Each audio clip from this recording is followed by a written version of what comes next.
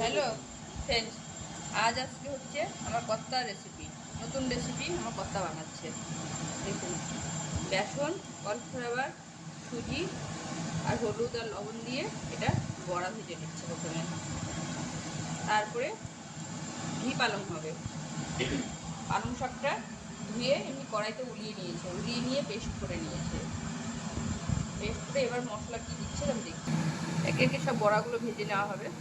এই ভেজে নিয়েছে, সব ভেজে নিতে হবে, ছোটো ছোটো করে বড়াগুলো বানাতে হবে।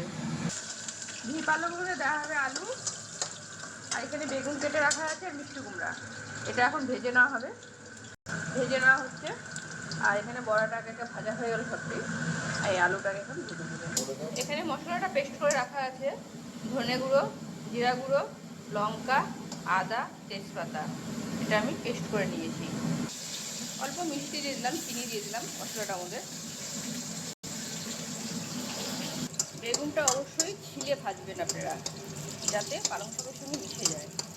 সম্বাদ দেওয়া হবে পাঁচফোড়ন, শুকনো লঙ্কা, তেজপাতা।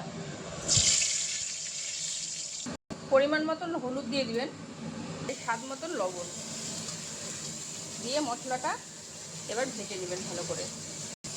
মশলাটা কষা হয়ে গেলে 1 মিনিট লাগবে। কষা হয়ে গেলে পালং শাকটা এর মধ্যে ভালো করে কষতে হবে।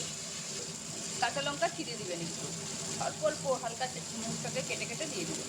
এবার পালং শাকটা, মশলাটা ভাজা হয়ে গেছে, পালং শাকটা দিয়ে দিতে হবে ভালো করে। এবার পালং শাক মশলাটাকে ভালো করে কষতে হবে, 5 মিনিট লাগবে কষতে।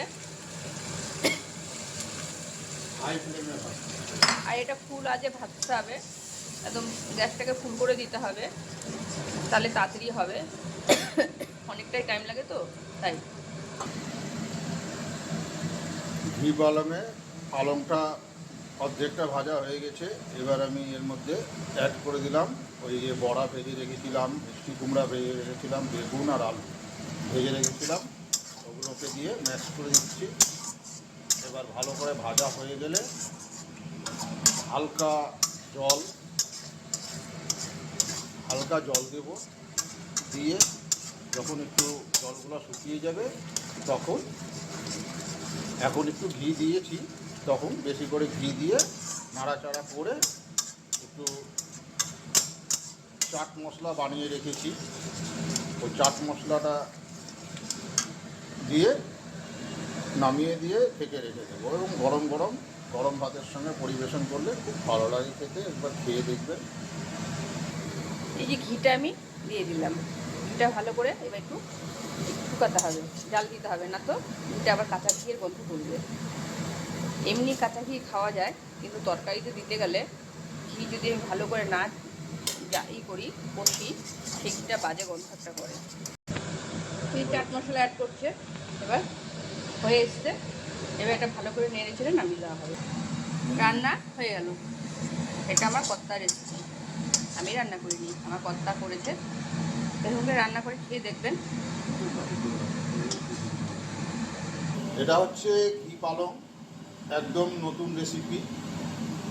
একদিন বানিয়ে আমি টেস্ট করে নিয়েছিলাম, খুব সুন্দর লেগেছে খেতে। আপনারাও এইভাবে বানিয়ে দেবেন।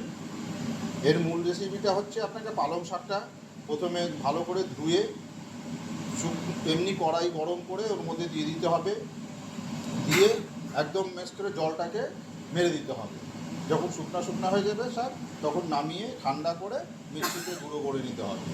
করে নিয়ে, আর এই যে বড়া, বেসন দিয়ে বড়া, আপনি ডাল দিয়েও করতে পারেন, বড়া বানিয়ে নিতে হবে। আর ওই যে আলু ভেজে নিতে হবে, মিষ্টি কুমড়া আর হচ্ছে বেগুন ভেজে নিয়ে ভালো করে ভাজতে হবে। ভেজে নিয়ে যখন পালং শাকটা ভাজা হয়ে যাবে, তখন ওগুলো দিয়ে দিতে হবে। দিয়ে দেওয়ার পর একটু যখন ভাজা হয়ে যাবে, তখন একটু ঘি দিতে হবে।